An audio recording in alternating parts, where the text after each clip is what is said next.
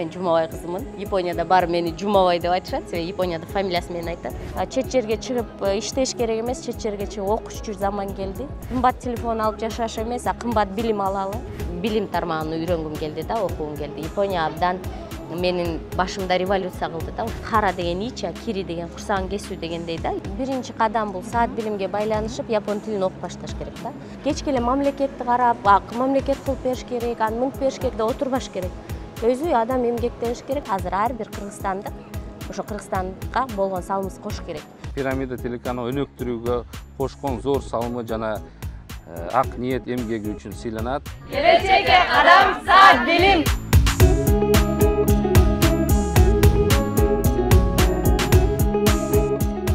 Арбаңыздар, урматтуу биздин көрөрмандар. Бүгүнкү биздин каарманыбыз Кыргыздын уул кыздарын татыктуу билим алууга үндөп, эң негизгиси мекенине кайтып салымын кошуудагы Кыргызстан менен Япониянын ортосундагы көпүрө болгон Нуркамал Жумабай кызы жөнүндө репортаж назарыңыздарда. Нуркамал Жумабай кызы 1982 жылы Ысык Көл облусунун Жети Өгүз районуна караштуу Дархан айылында төрөлгөн. 1999 жылы Кудайберген Салиев атындагы Дархан орто мектебин бүтүргөн. Жеке ишкер Жумабай Иманакунов менен медик Гүлүмкан Сыдыкованын 4-чү кызы. 6 бир тууган, 4 кыз, 2 уул. Саат билим, жапон тилин үйрөтүү жана Японияда билим алуу боюнча биринчи адистештирилген тил борборунун негиздөөчүсү жана жетекчиси. 2010 жылы дүйнөлүк деңгээлдеги MEX программасынын 65 катышуучунун жалгыз кыргызстандык жеңүүчүсү. Япониядагы академиялык карьерасында 2 чыгарылыштын автору, лингвистика тармагындагы жана тил саясаты боюнча китептер жыйнагы. 1999-2003 жылдары Кусен Карасаев атындагы Бишкек гуманитардык университетин аяктаган. Бакалавриат Япониянын тарыхы. 2002-2003 жылдары Хоккайдо педагогикалык университетинин, 2007-2008 жылдары Жапон тили институтунун бүтүрүүчүсү. Япония фондунун стипендиаты. 2011-2013 жылдары Токио университетинин чет тилдер бөлүмүн магистратура, 2013-2015 жылдары Хитоцубаси университетинде социолингвистика, 2015-2021 жылдары Хитоцубасидеги философия илимдеринин доктору. 2011-2019 жылдары MEX программасынын стипендиаты. Үй бүлөлүү, бир кыздын ардактуу апасы. Хоббиси сууда сүзүү жана жаатуу.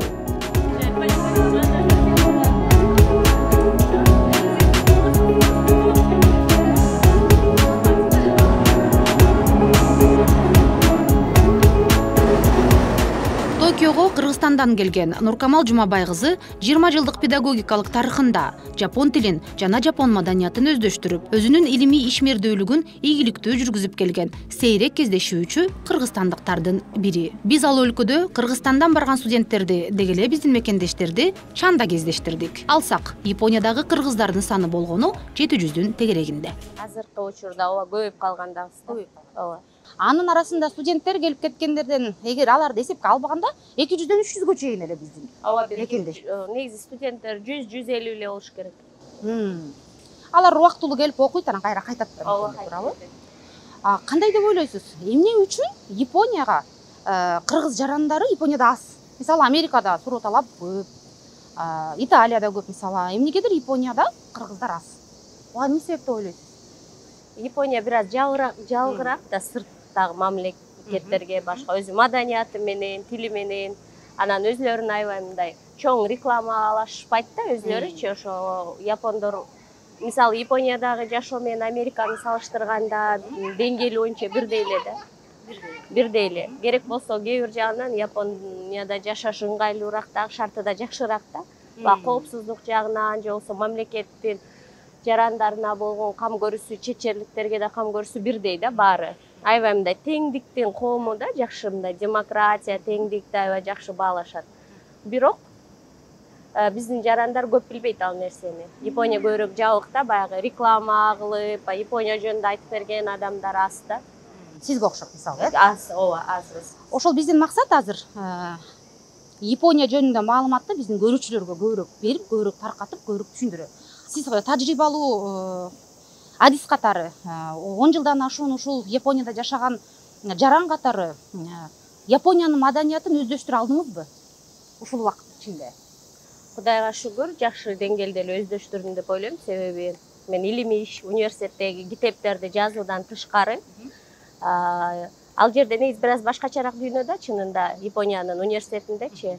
Мен ал университеттердеги болгон илимий иш китептеримди жазып чыгаруу боюнча бир баш аягы 2003-жылдан бери тартканда, ушу 2021-жылга чейин уланды да ошол процессчи.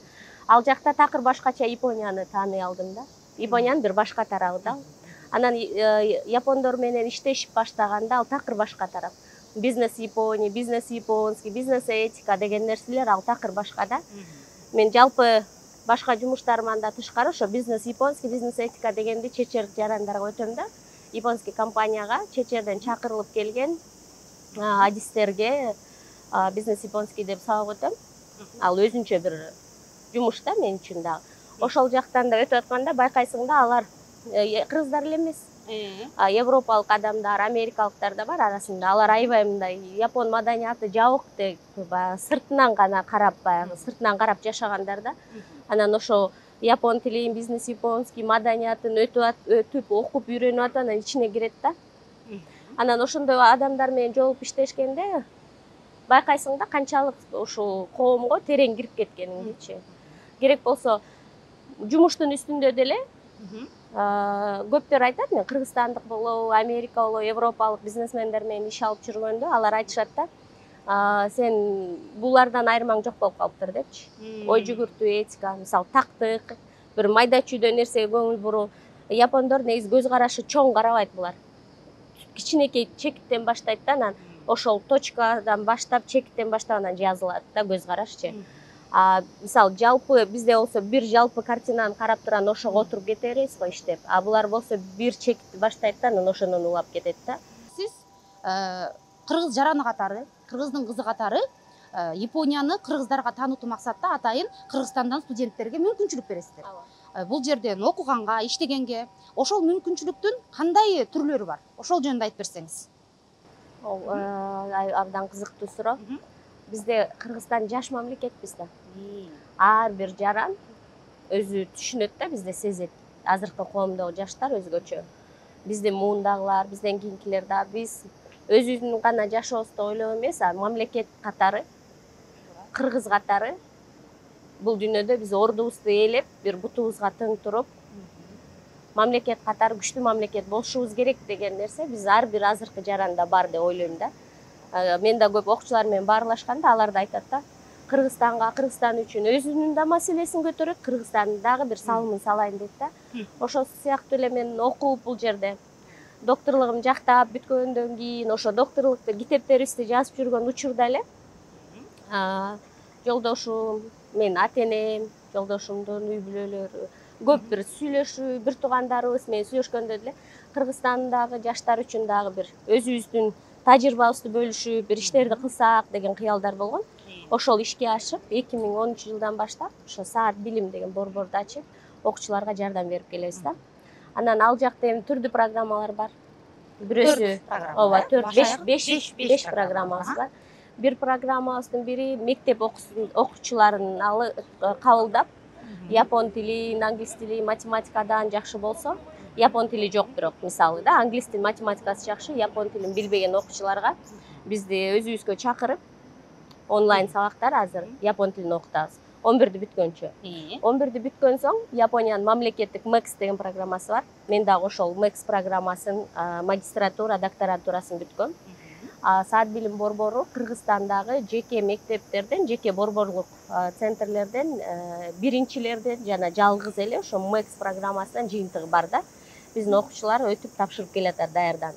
Бул программа бир квота эмес, баягы мамлекет, кыйналган мамлекеттерге берген стипендия программа эмес, бул накта, чынында бир фундаменталдуу илимдердеги күчтүү окуучу балдарга мүмкүнчүлүк дүйнө жүзүнөн катышат. Америкада катышат, Европада катышат. Бүт дүйнө жүзүндө сынак болуп туруп, ошол сынактан эң мыктылар тандалып чыгат да. Ошондо MEX программага катышкандар бул Кыргызстандын ичиндеги эле конкуренция эмес, дүйнөлүк конкуренцияга чыгасың да. Ошол программага да даярдайбыз. Бизде жыйынтыктардан жакшы, Кудайга шүгүр, окуп бүтүп жүргөн балдар да бар. Бүгүн дагы сиздерди жолуктурам, биздин бир кызыбызга.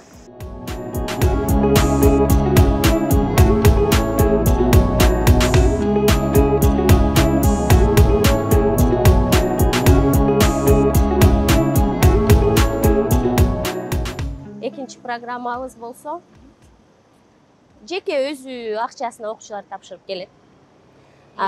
Болжолдуу түрдө бир жылда бир $5000 коротуп келишет, төлөшөт, окуусу, мед камсыздоосу, ушундай студенттик атайын төлөмдөрдү менен чогуу.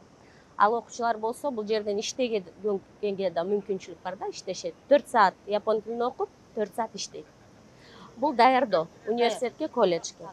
Андан тышкары бизде мед айым же болбосо мед тармагында социалдык медик болуп иштегиси келгендер үчүн да мүмкүнчүлүк бар. Бул толук гранттык программа. Окуусу бекер деп айтса болот, гранттык программаны. Анан окуусун төлөп берет япон тараптан. Колледжде окушат япон тилин. Окуп бүткөндөн кийин ошо госпитальдарга, спонсор болуп чыккан госпитальдарга жумушка кирип иштешет.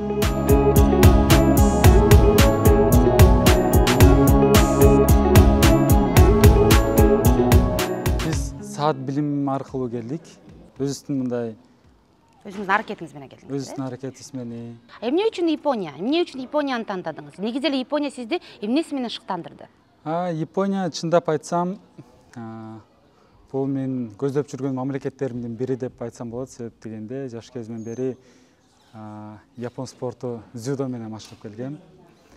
Ал эми чындап Японияга келерим бул кандайдыр бир план коюп, же болбосо атайын издеген эмесмин. Бул маңдайыма жазган неме экен. Кокусунан эле досум кетип аткан жерден досум менен баргым келет деп үйдөгүлөргө айтсам, үйдөгүлөргө аябай ыраазычылык айтып келет. Себеп дегенде кандай гана чечим чыгарбайын, кандай гана нерсе кылбайын, аларда толук ишенүү деген болот. Жана кээ бирлерге мисалы бир жака кетем десе, 1 жыл көп убакыт керек болсо, мага калп айтпайын 1 жуманын ичинде үйдөгүлөр менен курултай кылып, сүйлөшүп, жакын адамдарыбыз менен. Эгерде сен кааласаң, өзүңдү чет жактан табам, өнүгөм өсөм десең, эмнеге жок, сен чыгышың керек, көрүшүң керек деп мага мүмкүнчүлүктү берди.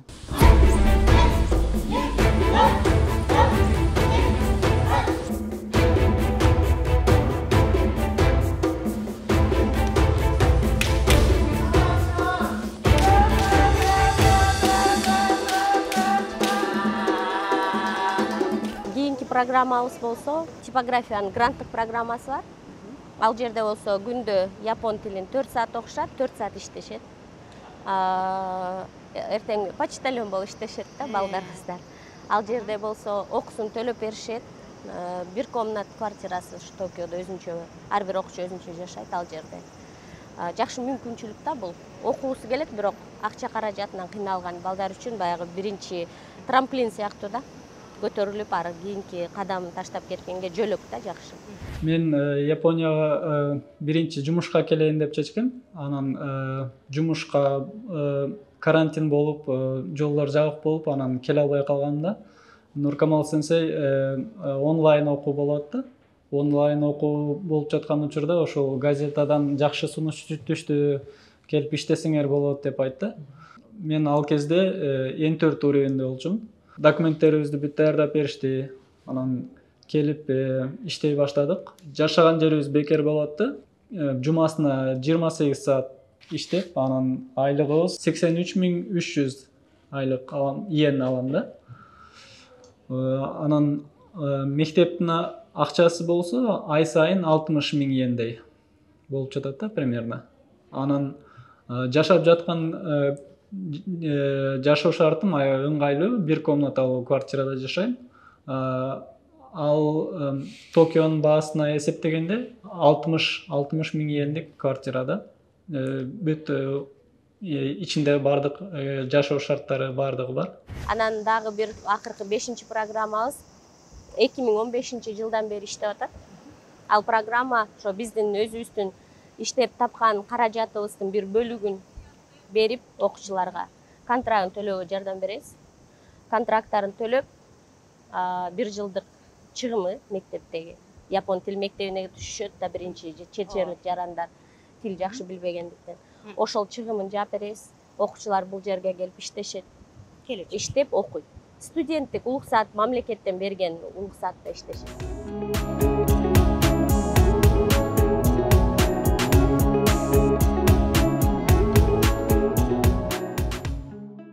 келечек программасы жакшы мүмкүнчүлүк берет бул тараптан. Сиздин окууңузду төлөп берет, 1 жылдык окууңузду төлөп берет, контракт түзүлөт. Төлөп берген акчаны сиз кийин бөлүп Японияга келгенден кийин иштейсиз да, обязательно иштейсиз, окуп жатып бөлүп кайрадан проценти жок кылып төлөп кайтарып бересиз. Келечек программасында окуучуларга баягы карызга акча берүү да контракт иштеген. Бизде өзүбүздүн гана бюджет менен иштегендиктен баягы кайтпаган стипендия бере албайбыз да, мүмкүнчүлүгүбүз жок. Себеби баягы кыргыздардын ашар деген философиясындай да булчу. Жолдошумдун кирешесинин кайсыча бир бөлүгү, менин кирешем канча бир бөлүгү, бир убакта ата энелерибиз дагы жардам берип жүргөн убактар болду. Ошо кошуп окуучулардын контрагын төлгөп беребиз. Алар болсо иштеп ай сайын бөлүп кайтарып беришип, анан кийинки окуучуга чогултуп, кийинки окуучуга берип, ушинтип баш аягы ушу жылга чейин, ушу жылдыкын кошкондо, 2023-тү кошкондо баш аягы 85 окуучу окутуп турбуз. Баарынан кызыгы, биз типография деген программаны айтып атпайсызбы? 2-3 күн мурун типография менен келген Жаркынбек мырзадан интервью алдык го. Анан баарынан кызыгы мени таң калтырган, Жаркынбек келди Японияга сиздердин жардамыңыздар менен. Окуп анан жумушка орношуп, акысы, айлык акысы 80, бул жылдуу түрдө 84 миң йен алса, окуусу 62 миң йен айына. Анан 22 миң йенди Жаркынбек үйүнө салып атат, үй бүлөсүнө, келинчегине жана 2 баласына. Ошондо мындай окуганы келген адам бул жерден кошумча каражат да таап атпайбы? А мындай мүмкүнчүлүк бул абдан сейрек кездешүүчү мүмкүнчүлүк да. Мисалы, Кыргызстанда андай аябай өтө эле сейрек да. Ошонусу таң калтырды да магачы. Жаркынбек мырзанын окуусуна төлөбөйт да негизи. Окуусуна компания төлөп берет да, окуусуна ал төлөбөйт дагы, грант толук жабат окуусун.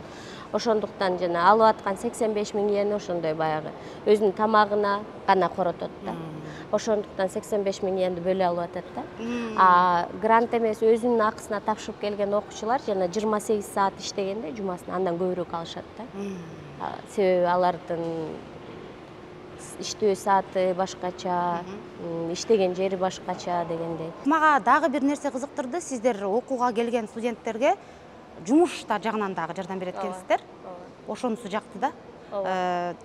Студент окуп дагы, иштеп дагы бир убакта өзүн өзү камсыздап, кээ бир тың студенттер үй бүлөсүнө да жардам берет экен да, Кыргызстанга акча салып, туурабы?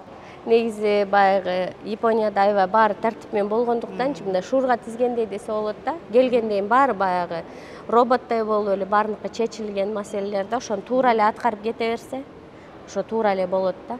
А эгер окуучу жалкоолонсо, туура эмес баягы айткан сөзүн, убадаларын кылбай, кечигип, баягы сабакка кечигип, сабагын окубай, андай болсок мындай япон коому өзүнө кабылдай ала албайт да, андай адамды жута албайт десе болот да, жашап кете албайт, сиңип кете албайт да.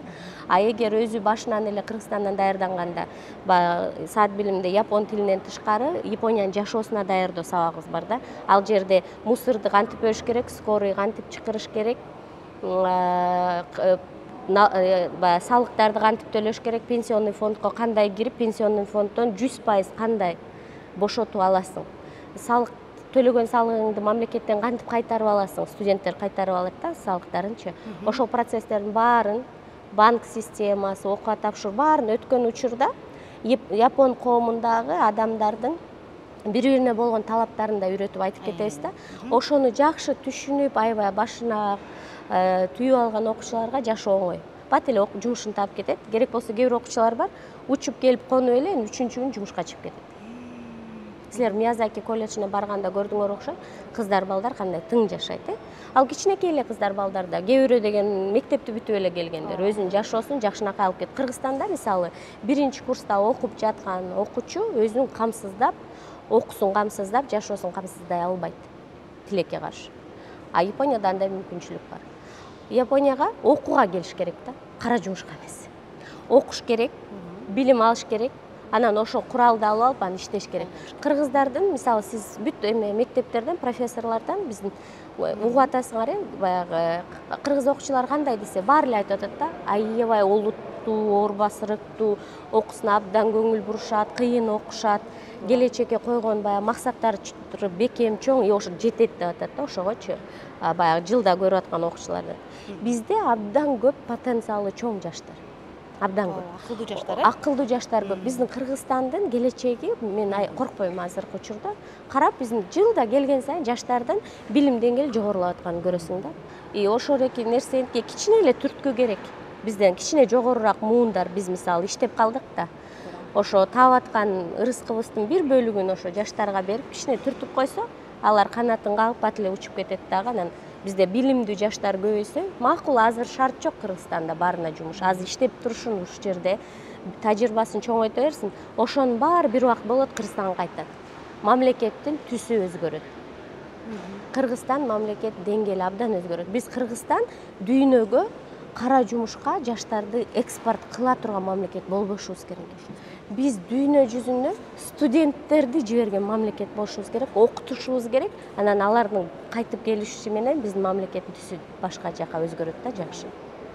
Япон мамлекетинин тарыхын караса, булар дагы ошондой убакыт болгон. Европага окутушкан, Америкага жиберишкен, ошо кыдырткан, мамлекет камсыздап ал убактачы. Ошол жаштар келип, анан мына азыр силер көрүп аткан Японияны ошол жаштар курган да. Азыр алар 90-80ге чыккан аксакал. Буюрса биздин Кыргызстан өнүгөт. Сөзсүз, келечеги абдан чоң мамлекет Кыргызстан. Себеби бизде жаштардын сапаты абдан жакшы.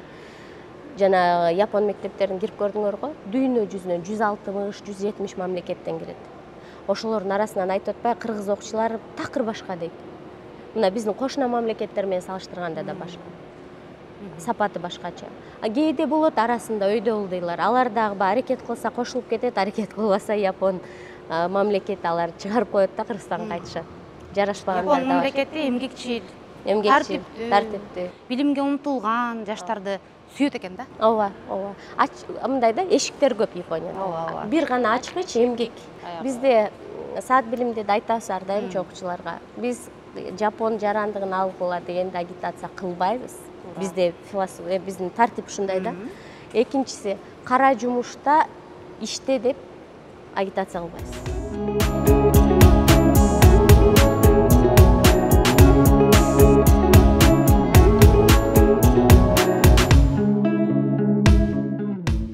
Урматтуу Нуркамал айым, биздин бул Японияга болгон иш сапарыбыз 8 күн болду.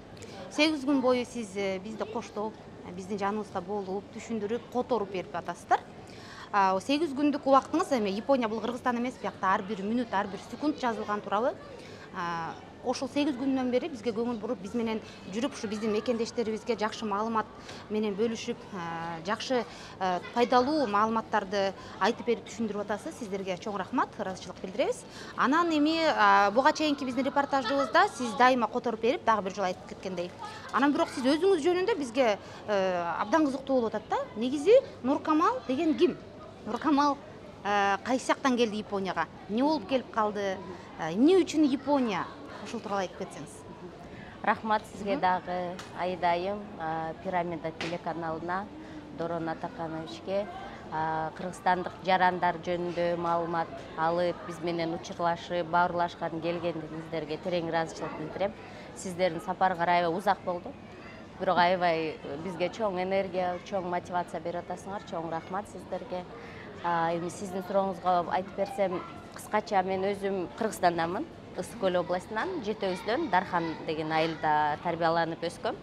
11-ди бүткөндөн кийин Бишкек гуманитардык университет, Карасаев атындагы университетте чыгыш таануу бөлүмүндө билим алып, университетте окуп жүргөндө сынактан жакшы жетишкендиктердин жыйынтыгынан университет мени Хоккайдо педагогикалык университетине жиберишкен 2003 жылы.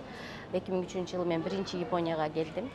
Ал убакта 1 жылдык тарых боюнча, Мурамачи доору боюнча изилдөө иш жүргүздүм. Мага ошол жылы аябай чоң мотивация болду. 2003 жылы ал программада менин ата-энем абдан колдоп, жашоомо болгон баягы чыгымдарын төлөп берип, болгон күчүн салып, дүйнө таанып, билим алсын деген нерсе ар дайым колдоп келгендиктен ошо биринчи тепкич болгон, биринчи кадам Японияга.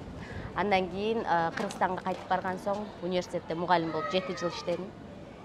Мугалим болуп иштеп жүргөн учурда баягы илимий деңгээл керек да. Окуучуга билимиңди берип атканда сен да өзүң кайра толтуруп турушуң керек да мугалим катары.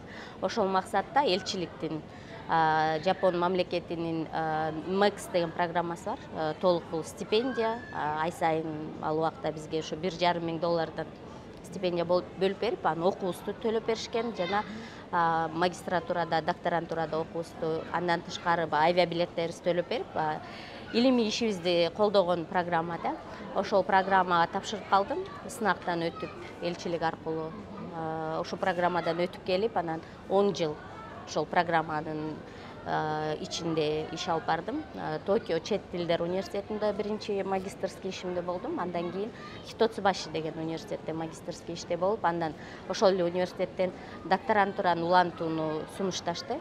Анан ошол жерде докторантураны улантып, анан Бир Азия деген изилдөө бөлүгү бар ошол университеттин ичинде. Ошол Бир Азия изилдөө бөлүмүндө иштеп калдым университетте. Китептерди жаздык, Орто Азиядагы тил саясаты жөнүндө илимий иштерди алып бардым. Ошондо башында эгер мен тарыхчы болсом, андан кийин япон лингвистикасы боюнча магистратураны бүттүм. Андан кийинки магистратура политология, социология деп, анан докторантурада социолингвистика тармагында докторантураны аяктадым. Андан соң азыр болсо Юника деген япондордун эл аралык компаниясында тышкы иштер бөлүмүндө иштейм. Анан параллелдүү саат билимде координатор болуп, биздин Кыргызстандан келген окуучуларга координатор болуп иштейм. Ошо мектептен окуп жүргөндө негизи эсимде бизден орус тил мугалимибиз бар эле, Гүлжан эжебиз. Ал ар дайым айтчу да, дүйнө чоң, кенен, жакшы азыр окугула, эртеңки келечегиңер азыркы күндөгү тандооңордон болот. Чет жерлер жөнүндө көп айтчу да, анан сабактан отуруп аябай кыялданчумун. Биринчи жолу Японияга түшкөндө мугалимдердин сөздөрүн эстегем. Сиз мектепте окуп жүргөндө эле япон тилине негизи кызыкчу болсоңуз керек да? Ооба. Мен биринчи эле мектепте окуп жүргөндө Япониянын тарыхына кызыкчумун. Бизде тарых мугалимдер абдан күчтүү болчу. Биздин Гүлүм эже деген тарых мугалимчи бар болчу. Ал аябай берилип сабагын өтчү да, мен аябай тарыхты сүйүп окучумун. Анан ошо тарыхты өтүп атып эле география сабак, тарых сабагынан Японияга аябай кызыкчумун. Анан атам дагы көп ошо Япония жөнүндө айтып берчү. Ошо эмнегедир баягы биз жаш балдар, ата энебиз, мугалимдер салган, бурган жолго кетет экенбиз да. Анан мен да ошо Японияга бурулуп кеттим окшойт. 10-чу класстарда ошо япон тилин окуй баштадым. Анан атам айтып калчу, япон тили жок го Кыргызстанда, кай жерде окутат экен деп. Анан улуу эжекем издештирип, анан ошо БГУда япон тили бар экен, чыгыштанууда деп, ошо 10-чу класстан баштап эле даярданып баштагам. Анан 11-ди бүткөндөн кийин анан өзүм каалап ойлогондой, ата энем дагы макул болуп, колдоп, анан ошо БГУга келип калдым. MEX боюнча канча жыл окудуңуз буякта? Биз 10 жыл окудум. Дагы 10 жыл. Бишкекте 5 жыл. Бишкекте 15 жыл. Анан Хоккайдодо да 1 жыл, ошондо 16.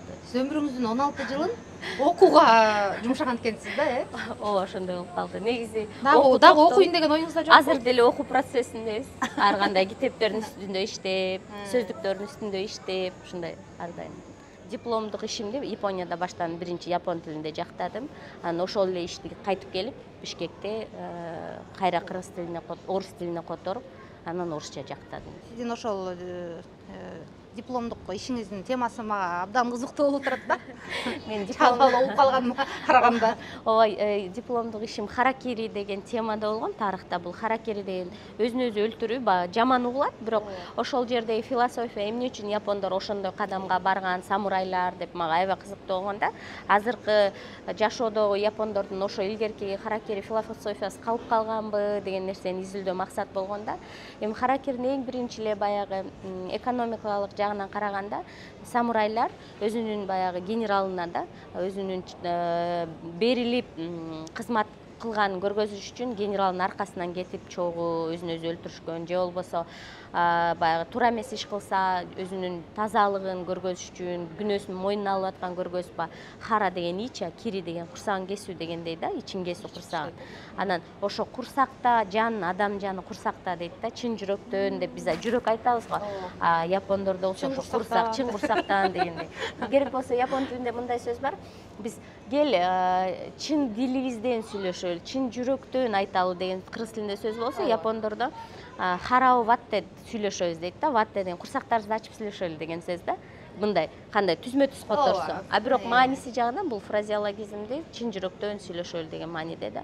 Ушундай фразаларды изилдегем. Анан баягы тарыхта ошо экономикалык жактан караганда, эгер самурайдын аркасынан кетпес, өзүнүн генералынын аркасынан, сёгундун аркасынан самурай кетпей турган болсо, ошол баягы үй бүлөнүн кийинки өсүп аткан муундары жумуш таба алган эмес да, армиядачы. Ошо самурайлыкка алынбай, үй бүлөсүн бага албай дегендейчи. Ошон үчүн кийинки балдарын ойлоп, атасы өзүн өзү баягы кандай десем, курмандыкка чалган да. Ошо эркектин үй бүлөсүнүн астында болгон жоопкерчилиги аябай жогору болгон да япондордо. Анан азыркы заманда караганда Япон мисалы бир компаниясы болсо, ал компаниясы баягы иши жүрбөй же бир нерсе болсо көп баягы жаңылыктар чыгып калат, өзүн өзү өлтүрүп койду дегендей. Эмнеге десе, ошо страховкасын алып үй бүлөсү жашап кетсин, бала бакырасы ач калбасын, жакшы жашасын дегенде ой жүгүртүүлөр бар деп айтылып келет да. Бул жалпы караганда болбойт, баары япондор ушундай деп түшүнүштүн кереги жок. Бул бир гана бир коомдогу көрүнүш.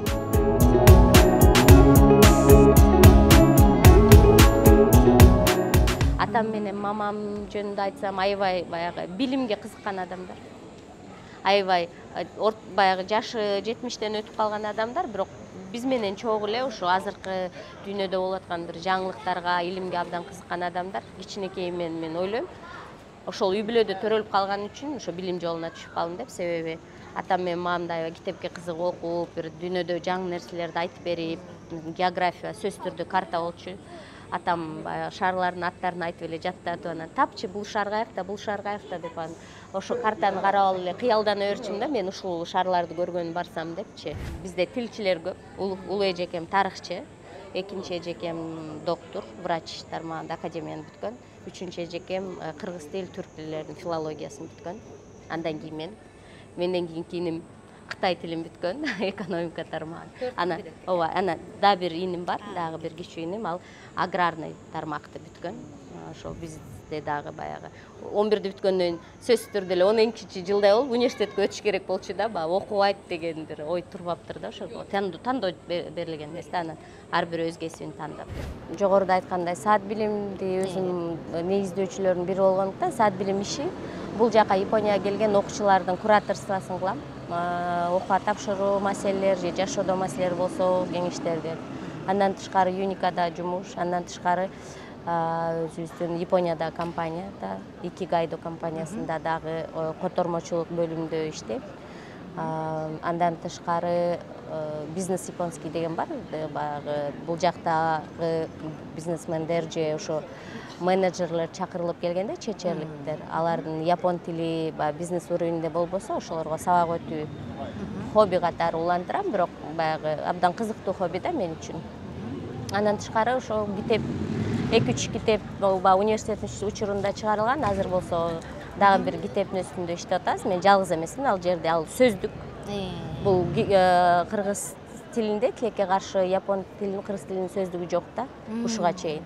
Биз орус тили аркылуу япон тилин окуйбуз. Андан тышкарычы?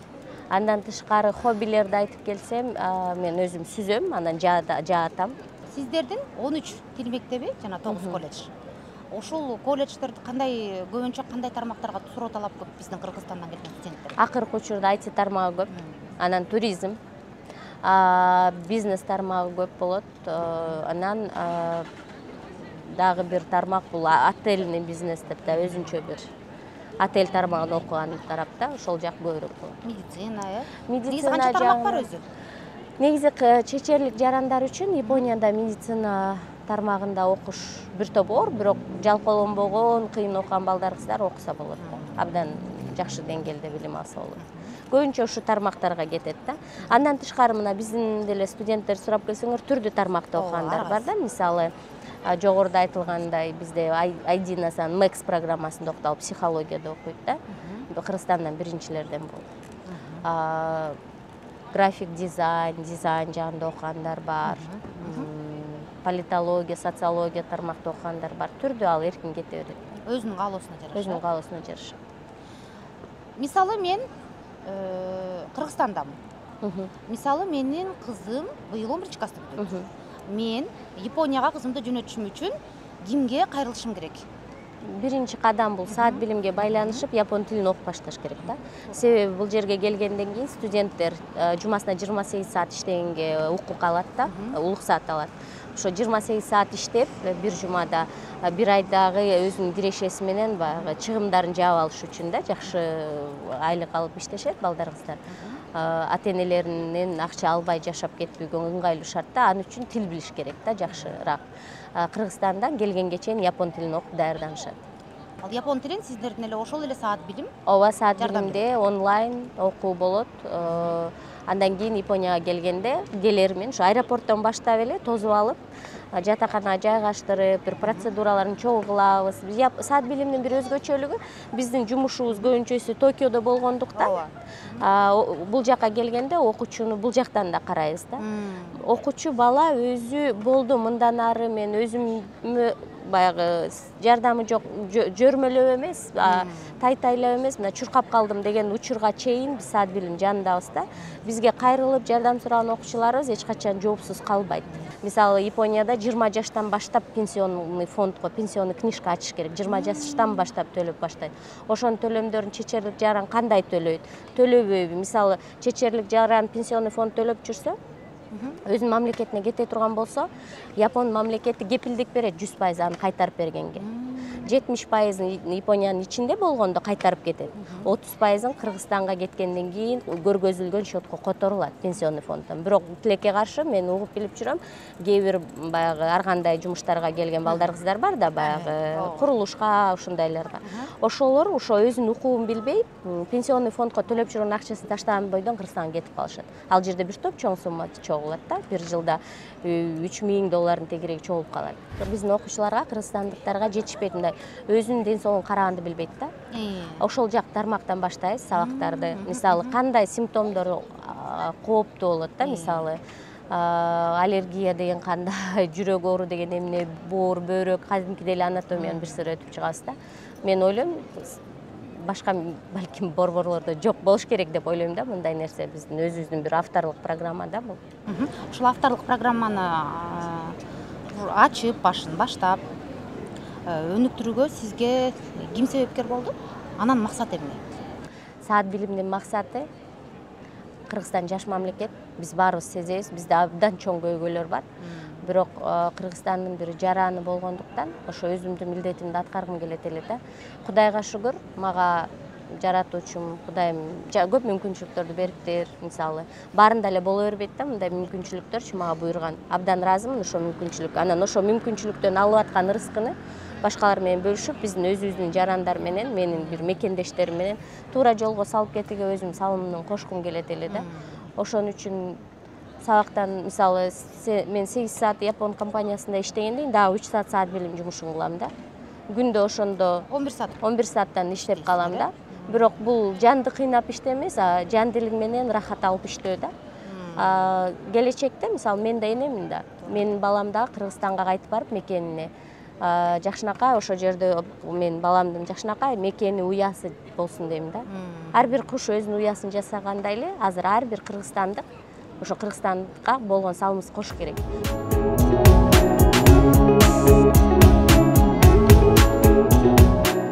Студенттерди кандай критерийлерден улам тандап аласыңар? Ким кайсы? Мисалы, бир студент Фукуокага, Миядзакиге, ким балким Кумамотого, жанакы автоунат инженер жагына киреби, балким Токиодо калыш керекпи? Аны сиздер өзүңүздөр карап тандап өзүңүздөр багыт бересиздерби? Ооба, студенттер менен сүйлөшөбүз. Кээ бир студенттер бышып даяр келет. Өзүлөрүнүн койгон максаттары менен аларга жөн гана мындай жолду көргөзүп коюш керек да, бул жерге барасың дегенде элечи жол бул көргөзүп эле. Кээ бир окуучулар чийки келет. Быша элек болот да. Алар менен көбүнчө маектешүү өткөзөбүз да. Ошо маектешүү процессинде баланы жакын билип, кандай шыгы бар экен байкап көрүп, кеңешибизди айтып, анан баладын өзүнөн сурайбыз да, кандай жерде жашагың келет, тынч шаарда жашагың келеби, өзүңдүн мүнөзүң кандай, элдер менен коммуникацияң кандай, көпчүлүк жакшы көрөсүңбү, тынч жакшы көрөсүңбү, ошонун баарын сурап кел, анан багыт берип айтабыз да, сага Токио жарашат. Сизге болсо Фукуока жарашат экен, сизге болсо Кумамото деп бөлгөн сыяктуу, ошентип бөлөбүз. Биз чогуу кыдырдык. Байкасаңыз керек, окуучулардан мен ойлойм биз жаңылыш кылган баарган эмеспиз деп ушу шаар тандоодо. Себеби ар бир окуучу айтып атты. Миязакидеги окуучулар менен да сурасам, сенсей мен туура эле жака келиптирмин деп, Фукуока деле да. Эми арасында болуп калышы мүмкүн, көпчүлүктө болот, анча мынча баягы окуучу биз менен сүйлөшүп атканда толук ачыла албай калса, балким башка шаарга түшүп калган болушу мүмкүн. Ал 1 жыл, 2 жыл окуп кайра каалаган шаарына келип алат да. Бирок негизинен окуучулар менен сүйлөшүп, баягы жыйынтыктарында да тактап келгенде жагат барган жерлери. Кээде болуп калышы мүмкүн. Мүнөзүнө келишпей. Шаар абдан маанилүү чынында.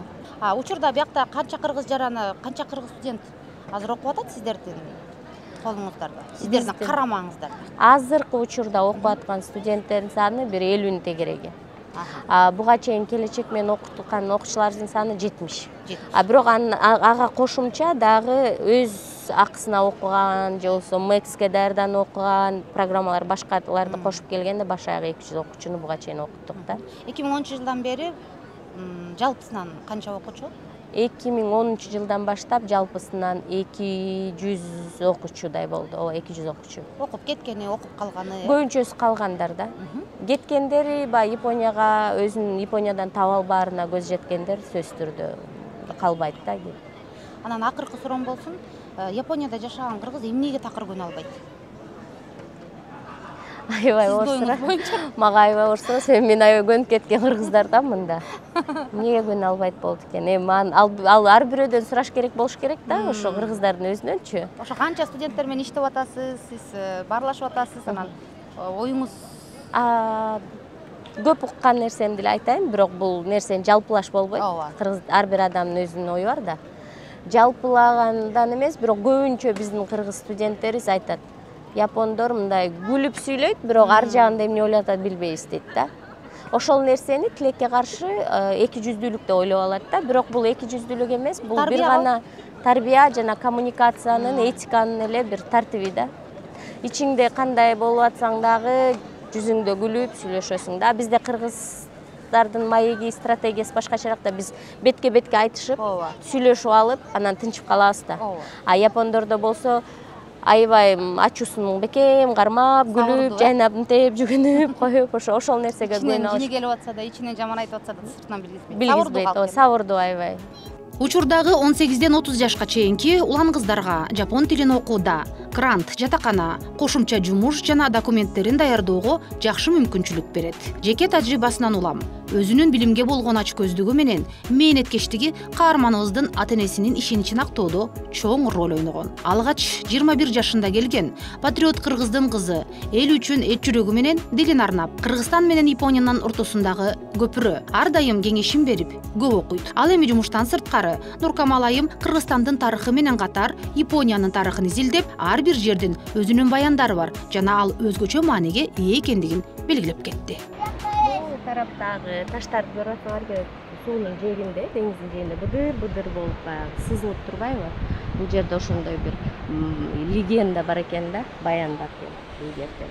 Ушул жерге келип дейт, они деп коет, они деген япондордо кыргызчага отурса шайтан деп айтылат да. Мифический бир эме десе болот да, животное да.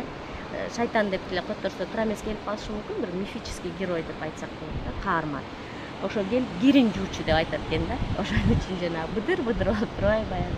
Мындай сеткалар мурда стиральный машина болгон эмес да дейт да. Япондор айтып атат, ушул жерге келип ал кирин жуучу деп ушундай, ошондуктан мындай быдырлар болуп баягы сап болуп таштар ушундай болуп жасалып калган деген баян бар экен да. Ушул аябай кызыктуу. Ушунда ар бир жерде Япониянын өзүнүн бир баяндары бар да, жаратылышка жараша ойлонуп табылган. Кыргыздарда да бизде бар го, тоолордун аталыштарына байланышкан ошол бул жерде да. Ар бир жерге барганда өзүнчө баяны бар, анан ушул жерди көрүш үчүн баягы колдонушат да, туризмди өнүктүрүүгө. Ар бир аймактын өзгөчө буюму, өзгөчө тамак ашы бар, өзгөчө бир жаратылышына бир байланыштырып, бир баян жасап коет да.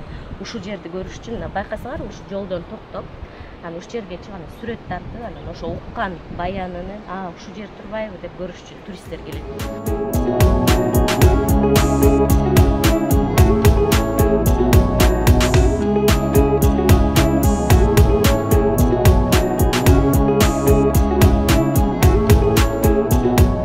Аябай күндүн ысыгына карабай, такыр көнбөгөн аба ырайы да сиздер үчүн келип тынбай 10 күндөн бери таң атпайдан кечке чейин иштеп, биздин окуучулардын жашоосун көрүп, акыбалын сурап, аябай баары сүйүнүп, тосуп алышты, аябай сагынып жүргөн Кыргызстандан коноктор. Эмгегиңер үчүн ар бириңерге чоң рахмат баарыңыздарга. Анан жалпы мен өзүм окуучуларыма дагы ушул мүмкүнчүлүктөн колдонуп ыраазычылыгымды билдирет элем. Себеби баары жаркылдап, мени сүйүндүрүп, кубандырып, окууларын, иштерин тың кылып жүрөт. Ошо окуучуларым баарыбызды ушунда ар бир шаарда тосуп алып атканда мен аябай сүйүндүм да. Аябай көп энергия алдым. Рахмат баарына. Сиздин жүзүңүздү сиздин окуучуларыңыздан көрө алдык биз дагы. Ооба, ошол нерсе сүйүндүрөт экен да. Баягы тартипке көнүп, айтканыңды туура кабыл алып, аябай мындай келечекке баягы үмүтү чоң болуп, баягы өзгөрүп калышыптыр да кадимкидей мындай. Ооба, чоңоюп, Балапан бойдон келишет да, анан бир аз эт байлап калгандай көрүндү да мага жаңы окуучуларчы, аябай сүйүнүп калдым. Мени ушу тарбиялап чоңойткон ата энеме терең ыраазычылык. Мен ар дайым колдоп жүргөн бир туугандарыма терең ыраазычылык. Өзүмдүн үй бүлөмө, жолдошума, балдарыма чоң рахмат. Нуркалым айым, сизге чоң рахмат. Ушул Япониядагы мекендештер долбоорун колдоп, биздин ушул чыгармачылык топту ушул жакка чакырып, биздин мекендештерди таап, алар жөнүндө, ийгиликтери жөнүндө ушундай бир съемочный группа менен чогуу уюштуруп бергениңиз үчүн, анан колдоп бергениңиз үчүн, ден соолукта болуңуз, алыс жерде жүрөсүз, өмүрүңүз узун болсун, дагы бийик ийгиликтерге жетишиңиз, албан ийгиликтерди каалайм. Анан биздин ушул передачанын атынан кичинекей белектерибиз бар. Ошону кабыл алып коюңуз. Ошону тапшырганга уруксат берип коюңуз. Да. Күбөлүк 62 пирамида телеканал өнөктүрүүгө кошкон зор салымы жана ак ниет эмгеги үчүн сыйланат Нуркамал Жумабай кызы. Бул болсо биздин медаль. Рахмат. Доорлайм. Негизи ушундай передачалар, тасмалар көп болуп турса, биз чет жерде жүргөн кыргыздар да бирибизди билип, мекемге болгон кайрылуу да, аябай сонун нерсе. Сиздердин эмгегиңер аябай терең. Биздин мекенди унутуп турбай, эстетип, аябай узак сапарыңар үчүн да рахмат. Рахмат сизге.